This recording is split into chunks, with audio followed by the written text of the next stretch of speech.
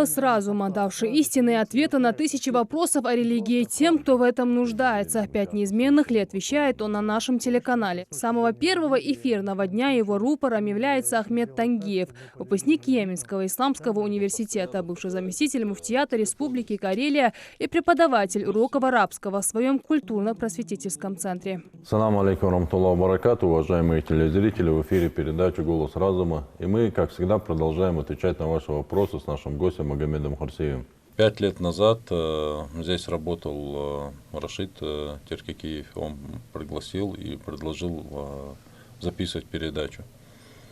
Но вначале был такой небольшой страх, получится, не получится, потому что к камере не привыкли, и особенно перед камерой сидишь. Не знаешь вначале, что есть монтаж, что все ляпы и все там какие-то неправильные слова можно просто вырезать, убрать и подогнать передачу так, именно как она должна быть. Поэтому волнуешься, и вот эти первые передачи, я помню, как проходили с волнением, но, алхамдулилля, потом уже привыкаешь, уже лучше узнаешь работу и более уверен бываешь на записи. Для Ахмеда Тангиева «Голос разума» – это возможность не только побеседовать с известными богословами, а главным образом поднять уровень знания религии в республике. Всего за полчаса эфирного времени они со своим соведущим Магомедом Хурсиевым затрагивают десятки спорных вопросов. Ответы на них прозвучали и в этом материале, который, впрочем, только готовится выйти в свет. Мы записали сегодня утром, после 6 она уже должна быть в эфире. Записали вопросы. Основной вопрос был касающийся трансплантации органов человеческих, дозволяется ли это в исламе, какие условия там, и так далее. Каждый раз, когда мы делаем монтаж, в конце монтажа, в окончании передачи, я ставлю свой личный номер. На этот номер поступают вопросы, и на WhatsApp поступают, и так звонки, люди звонят. Впервые в истории ингушского телевидения «Голос разума» стал вещать исламские темы на русском языке. Это та самая изюминка, которая отличает программу от других существующих и позволяет донести истину до жителя даже самого отдаленного уголка России.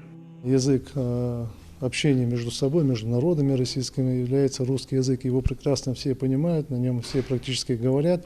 И поэтому, чтобы донести Слово Всевышнего до людей, до простых людей, которые действительно нуждаются в знаниях, чтобы у них была возможность задать волнующий их вопрос. И мы по мере возможности мы получали эти вопросы и старались, согласно нашим знаниям, отвечать объективно, абсолютно отвечать на эти вопросы. Редакция стремится освещать самые сложные темы религии и этики, привлекает ученых, богословов и использует достоверные источники, ограждая людей от возможных религиозных заблуждений. Самое главное в их работе – отзывы зрителей.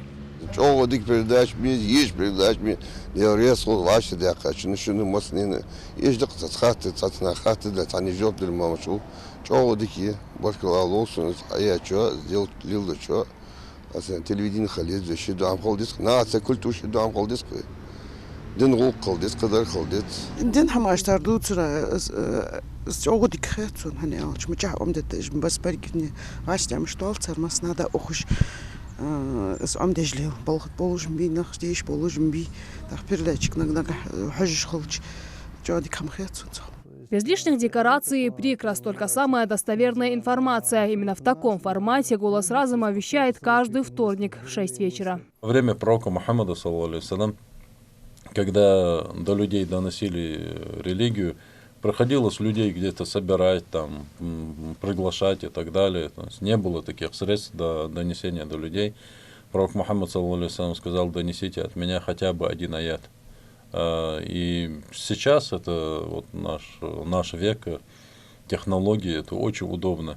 Мы сели, записали передачу, десятки тысяч человек посмотрели, услышали ответы на определенные вопросы. Радовать достоверной информацией об исламе авторы программы обещают еще многие годы. Ведь 5 лет – это время, когда уже став востребованным, нужно покорять новые вершины. Шахрат Хулухоева, Асхаб Белакиев, Новости 24.